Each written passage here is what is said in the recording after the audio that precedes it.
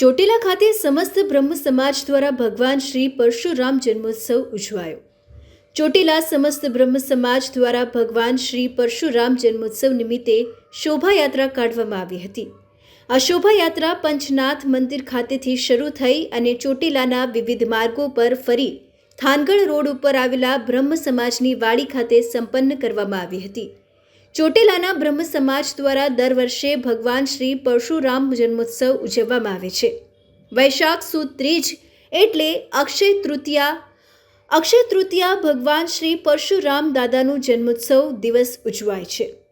બ્રાહ્મણ કુળના શિરોમણી તથા બ્રાહ્મણોની એકતા અખંડ અને શૌર્યના પ્રતીક એવા ભગવાન શ્રી પરશુરામ દાદાના જન્મોત્સવ નિમિત્તે ભવ્ય શોભાયાત્રા, મહાપ્રસાદ અને મહાઆરતીનું પણ આયોજન કરવામાં આવ્યું છે। શ્રી પરશુરામ ભગવાનની મહાઆરતી થયા બાદ સમસ્ત બ્રાહ્મણોનું સમૂહ ભોજનનું આયોજન કરવામાં આવ્યું છે। મુકેશ ખક્કરનો રિપોર્ટ, તન્ના સમાચાર, ચોટીલા। આજે બ્રાહ્મણો દ્વારા ઉત્સવ ઉજવાય છે અને પરશુરામ જયંતિ છે, એના વિશે દર વર્ષની જેમ આ વર્ષે પણ ચોટીલા મુકામે અમારા બ્રહ્મ સમાજ દ્વારા ખાસ કરીને યુવા પાંખના આગેવાની નીચે એક રથયાત્રાનું આયોજન કરવામાં આવેલ છે। ત્યારબાદ સાંજે ભાઈ બ્રહ્મ સમાજની વાડીએ અમારા મહાઆરતીનો એક પ્રોગ્રામ છે। ત્યાર પછી સમગ્ર જ્ઞાતિનો સમૂહ ભોજનનો કાર્યક્રમ પણ રાખેલો છે।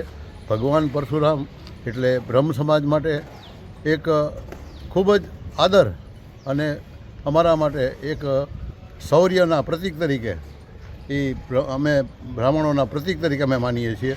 એ અમારા બ્રહ્મ સમાજના અખાત્રીજના દિવસે ભગવાન શ્રી